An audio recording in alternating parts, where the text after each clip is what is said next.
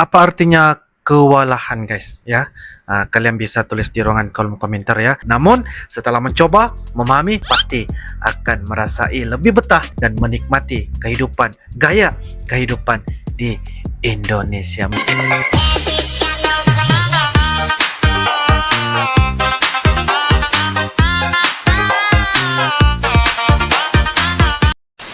Halo guys, assalamualaikum warahmatullahi wabarakatuh dan salam sejahtera. Welcome back to my YouTube channel guys. Guys, kali ini saya tertarik untuk mereaksi lagi sebuah video daripada Bule guys, yang mengatakan ada beberapa hal yang sangat-sangat membingungkan bagi warga negara asing ataupun mereka yang berlibur ya ke Indonesia. Kayaknya seperti apakah ceritanya yang membuatkan orang asing ini sangat bingung ketika berada di Indonesia. Apapun, kita akan sama-sama lanjutkan dengan judulnya 10 Ways Indonesia Confuse Foreigners, dan ini merupakan dari channel yaitu Alana Dunsmore. Jangan lupa guys, seperti biasa like, comment, share dan juga subscribe di dalam channel ini guys. Terjemahan judulnya guys yaitu ada 10 perkara yang membuatkan warga negara asing bingung ketika berada di Indonesia. Tanpa basa-basi, ayo kita sama-sama simak di video pada kali ini.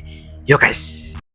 Di video ini aku bakal ngomong tentang 10 reasons Indonesia confuses 10 alasan. Indonesia ada banyak street food. Enak lah. No bapa, it's not gonna be a little bit spicy. Apa? Sedikit pedas. Number 1, okay. Nasi campur.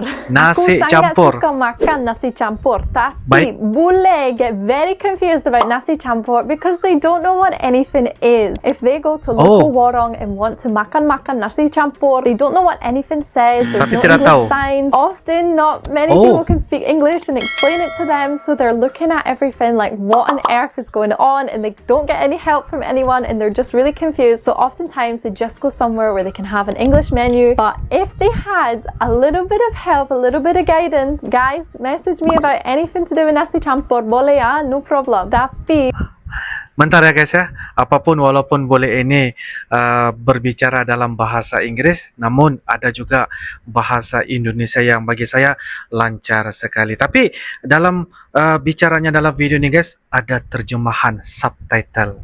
Bisa kita memahami dan ngerti lah apa yang dibicarakan, membuatkan mengenai 10 hal yang membingungkan tentang bule yang berada di Indonesia guys. Wow. for the average foreigner, just confuses them. Personally, aku sangat suka makan nasi campur. Setiap hari aku suka makan nasi campur. Number 2, the money. Nomor 2. The money really confuses foreigners because your money is so big, like ₦1,000,000. To be ₦1,000,000 in Indonesia is 60 pounds. 60 pounds in the UK will not get you very far. Obviously in Indonesia, like ₦1,000,000 is going to get you loads. But when foreigners come, and maybe if they're on holiday, if they're going to Jakarta, Bali, when they exchange their money, maybe they're going to have like a few £100 for a couple of weeks. When they exchange that into rupiah, they become millionaires and they just langsung get jadi so jutawan confused. ya guys. They're like, wait, what? How is this money real? They feel like it's monopoly money. Suddenly the bills are so much bigger than what they're used to if they're coming from Europe, America, wherever they're coming from, Asia. Different money is very interesting to see like how much is equivalent to somewhere else. Number 3, the spice Nomor level. 3. When uncle tells you tingkat kepedasan, sedikit pedas. No, bapa, it's not going to be a little bit spicy or no spice. That food sangat pedas lah. Pedas gila. It's going to be so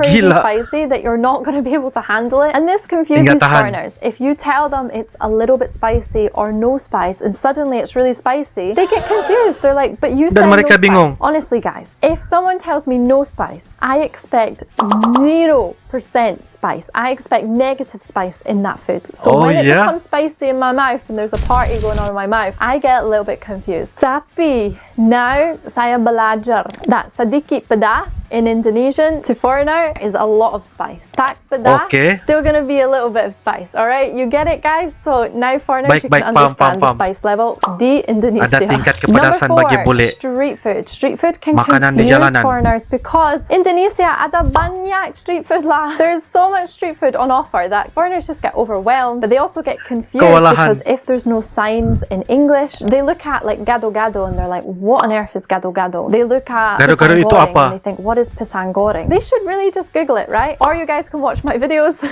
But if it's their first time in Indonesia, I think it can be a little bit overwhelming, and there's always Apa artinya kewalahan, guys? Ya, kalian bisa tulis di ruangan kolom komentar ya. Salah satunya Bule ini, guys, sangat-sangat bingung ketika melihat ya makanan-makanan yang berada di jalan. Maksudnya, artinya, guys, ialah tidak ada satupun papan yang menunjukkan ada bahasa Inggris. Itu bagi mereka yang sebagai seorang turis lah, ataupun bagi warga negara asing ataupun bule. Mereka sangat bingung, guys. these different stalls. But if you're a foreigner coming to Indonesia, my advice to you is just go for it. Just try coba saja everything. semuanya. Obviously, if you have dietary requirements, maybe learn in Bahasa Indonesia how to say like no peanuts, which I think is tidak kacang. Tidak ada kacang. Di sini, something like that. Overall, guys, you got to push yourself out there. You got to try all the Indonesian street food because there's so much on offer, and enak lah. It's Makanannya so delicious. Number 5, the language. 5. Of course, the language confuses foreigners. Even for me, saya boleh bercakap di bahasa Melayu, tapi di Indonesia, saya tidak bercakap di bahasa Indonesia. It's very difficult for me to speak Indonesian. I learned bahasa Melayu first, so it's much easier for me to speak Malaysian. But when I come to Indonesia, I have to start switching words. Saya to aku, selamat tengah hari to selamat siang. So many things. Cuba to coba. There's so many subtle differences in the Indonesian language, and more so when I do TikTok live or YouTube live, when people type in Malay, I can understand, but when you type in Indonesian and on top of that you use like text talk Indonesian where the words are like so short, I look at it and I'm like, what on earth does that say? Aku mau belajar lagi ya. Like I will hopefully inshallah learn more, okay? Give me some time. Aku coba lah, okay? Number 6. Coba. That would be the spray gun in the bathroom. So I think most foreigners, when they come to Indonesia, when they see the spray gun, they think, oh, this is just for like cleaning the toilet, cleaning the bathroom. What a great idea. Little do they know, it's actually for cleaning themselves. Like in the UK and Europe, we just don't have this. I think in France they have like a bidet, and I think, no, not even I think, I know Indonesians, when they find out that Europeans don't use this, they're like, girl, what? Apa? Get using it, guys. Number 7. Nomor 7. This one, moving on from the last one's quite funny. Using your hands to eat food. This is definitely something that confuses foreigners, because they're used to eating with a fork and a knife, and not only are you trying to use a fork and a spoon, now you're adding hands into the mixture, and they just look really awkward. And if you're like me, who's left-handed, but you have to use your right hand, you just look like a child who's learning to eat food for the first time in their lives. But they can learn, okay? Give foreigners a chance. They can learn. They can use their hand. It is very confusing for us that we are taught that it's bad manners to use your hand. Makan dengan tangan adalah hal tidak sopan ya bagi bule. Eat your food with your hand, eat it with a knife and fork. But when we come to Indonesia, we're like, oh, okay, let's try use our hand, because that is more polite. That is how you should be eating food. It does confuse us, but we do try. Number 8, leading on to this, you're never given a knife. You're given a fork and a spoon, which is hard enough to try and understand, because we're used to really using a knife. If we're having like meat, we'd put the fork in the meat and then cut it like this. Suddenly, we either have to use our hand, like I mentioned, or try and like flick the meat off with the spoon. And it makes sense because a lot of your meals in Indonesia, like makanan Indonesia, ada nasi, like it has a lot of rice, right? So that's why I use the fork, because then you can scoop up the rice, and it does make sense. But when it comes to the meat, we're like, how do we eat this without a knife? We do get a little bit confused here, but again, as I mentioned, we try. Number 9, when you're given hot water instead of cold water when you ask for water in a restaurant. So if you're asking just for like maybe a glass of water rather than like a bottle of water, and they give you like hot water, I'm like,